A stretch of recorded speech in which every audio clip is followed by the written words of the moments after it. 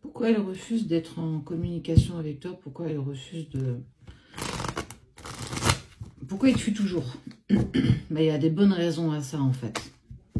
Au-delà que ce soit spirituel,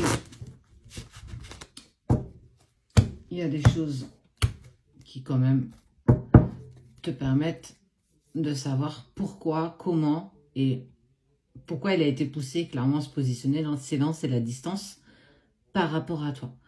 Déjà, en premier lieu, on voit que ça a été un choix. Est-ce que c'est un choix qui a été volontaire ou est-ce qu'on lui a imposé ce choix justement de mettre de la distance et du silence avec toi?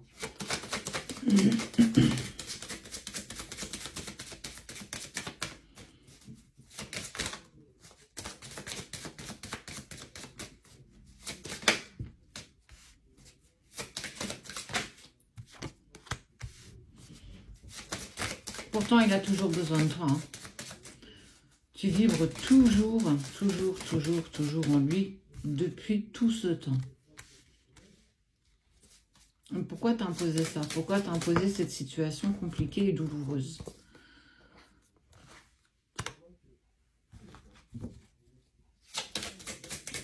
Tu vois là? Il prie pour le retour avec toi. Il ne t'oublie pas.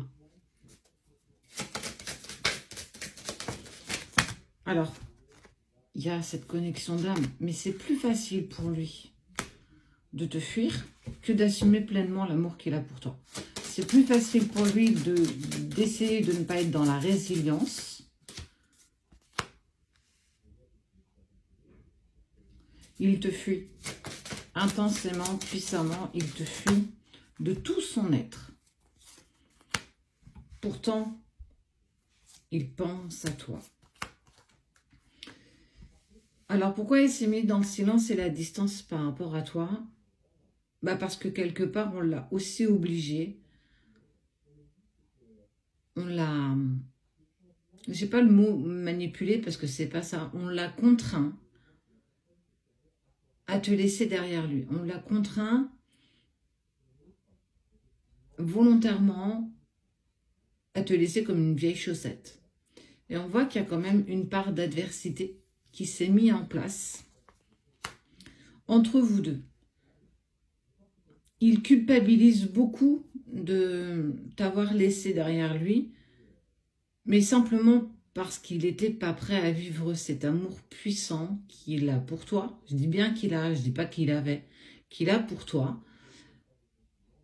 Et que malgré ce temps qui passe, il n'arrive pas à t'oublier. Je n'arrive pas à faire le deuil de ce qu'on a vécu. Il pourrait presque visualiser encore quand il te touchait ta peau avec la main, quand vos yeux se connectaient sans que vous ayez besoin de vous parler.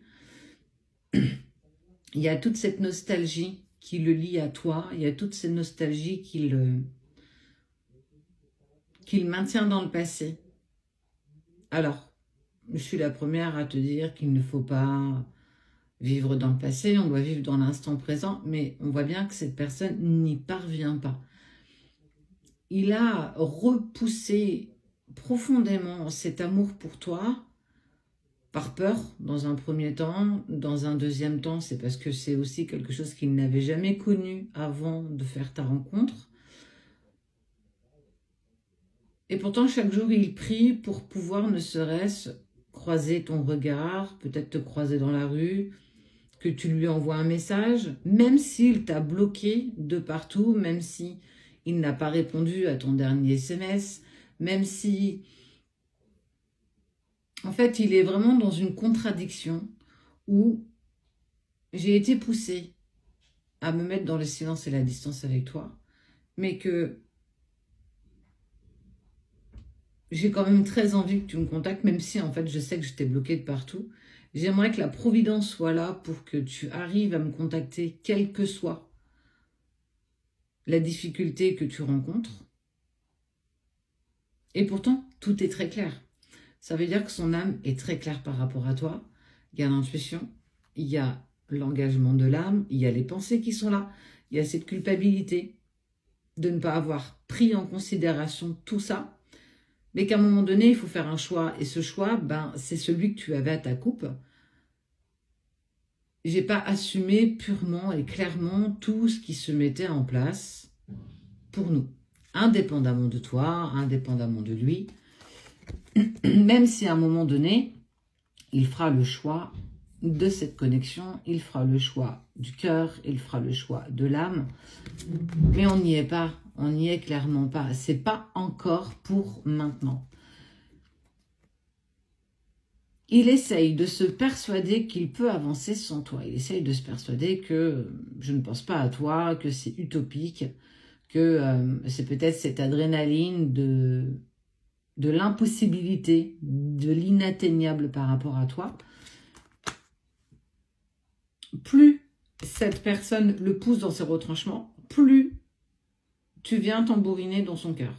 Plus elle l'oblige à prendre encore plus de distance émotionnelle face à toi, plus tu prends de la place.